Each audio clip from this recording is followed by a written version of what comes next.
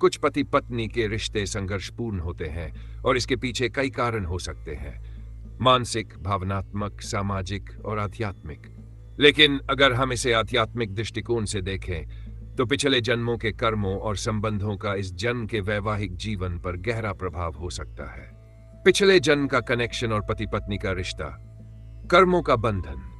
बहुत बार पति पत्नी का रिश्ता पिछले जन्मों में अधूरे रह गए संबंधों या अपूर्ण कार्मिक डेट्स की वजह से इस जन्म में दोबारा बनता है। उदाहरण के लिए, अगर किसी ने पिछले जन्म में किसी व्यक्ति के साथ अन्याय किया हो या उस पर अत्यधिक निर्भरता बनाई हो, तो यह रिश्ता इस जन्म में फिर से उभर सकता है, लेकिन इस बार परीक्षा, सुधार या सीख के रूप में।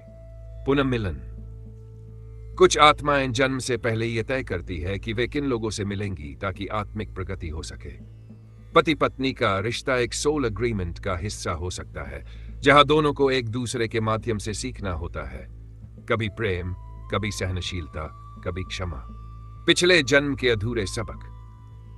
अगर पिछले जन्म में किसी ने अटैचमेंट, ईर्ष्या, स्वार्थ या कंट्रोल की भावना नहीं छोड़ी, तो ये टेंडेंसीज इस जन्म के रिश्ते में भी सामने आती है और संघर्ष का कारण बनती है। पुराने जन्म के कार्मिक पैटर्न्स जब दो आत्माओं को जोड़ते हैं तो जरूरी नहीं कि वो रिश्ता सहज हो। कुछ रिश्ते दर्दनाक लेकिन जरूरी होते हैं ताकि आत्मा कुछ बहुत गहरे स्तर पर सीखे और मुक्त हो। बुद्ध, योगानंद और अन्य महापुरुषों का दृष्टिकोण। बुद्ध कहते हैं, तुम्हारा आज का जीवन तुम्हारे कल के कर्मों का फल है। True love is not born of attraction alone, but from deep soul recognition. Sometimes it brings joy, sometimes lessons. ज्ञान, ध्यान और आत्मनिरीक्षण। समझो कि यह संघर्ष तुम्हें क्या सिखाना चाहता है। क्या यह अहंकार छोड़ने, क्षमा करने या धैर्य रखने की परीक्षा है? Do, कर्मों को काटने के उपाय। ईमानदारी से क्षमा मांगना, मानसिक रूप से भी।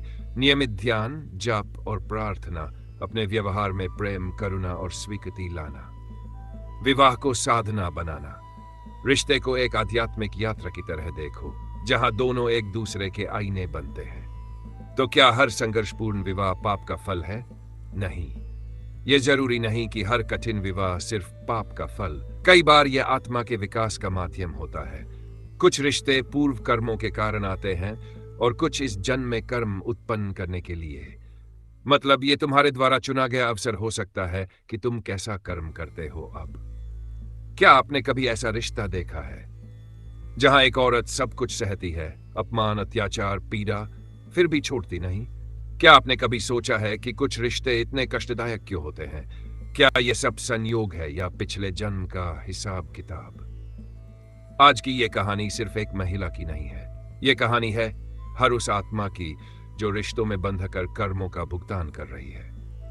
मालती एक सीधी सादी संस्कारी स्त्री। हर लड़की की तरह उसने भी अपने दूल्हे में भगवान देखा था, लेकिन शादी के कुछ ही महीनों में उसका सपना चकनाचूर हो गया। शराब की बोतलें, दरवाजे की आवाज।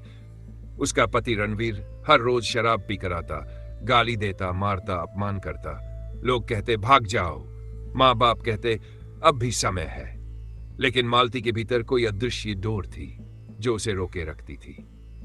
साध्वी के शिविर में। एक दिन वह एक ध्यान शिविर में पहुंची जहां साध्वी ने केवल एक पंक्ति कही, जिस आत्मा से तुम्हें सबसे अधिक दुख मिले वही तुम्हारी कर्म रीति में सबसे गहरी बंदी होती है। उस रात मालती ने ध्यान लगाया और जो उसने देखा उसने उसके जीवन की परतें खोल दी। धीरे धीरे खुलासे के साथ वह स्वयं को एक रानी के रूप में देखती है।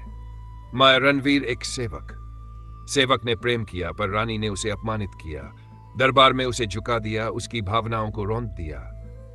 मरते समय सेवक ने शाप दिया, अगले जन्म में मैं तुम्हारा पति बनूंगा और तुम्हें वही दर्द दूंगा। अब मालती को समझ आ गया था, रणवीर अत्याचारी नहीं है, वो एक दर्पण है जिसमें उसके पुराने कर्म दिख रहे हैं। उसने निर्णय लिया, अब मैं इस जन्म में उसे क्षमा दूंगी ताकि जन्म जन्मांतर का यह बंधन समाप्त हो जाए।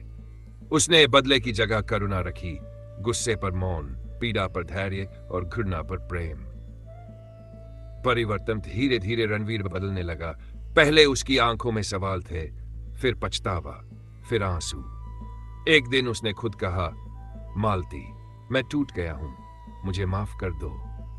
तो दोस्तों, हर दुख भरा रिश्ता दंड नहीं होता, कभी कभी वो है आत्मा को मुक्त करने का।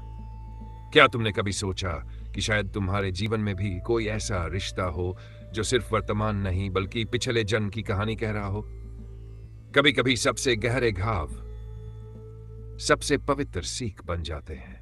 अगर ये कहानी आपके दिल को छू गई हो तो इसे अपने दोस्तों और परिवार तक जरूर पहुंचाएं, क्योंकि शायद किसी और की आत्मा भी इस कहानी में अपना उत्तर ढूंढ रही हो।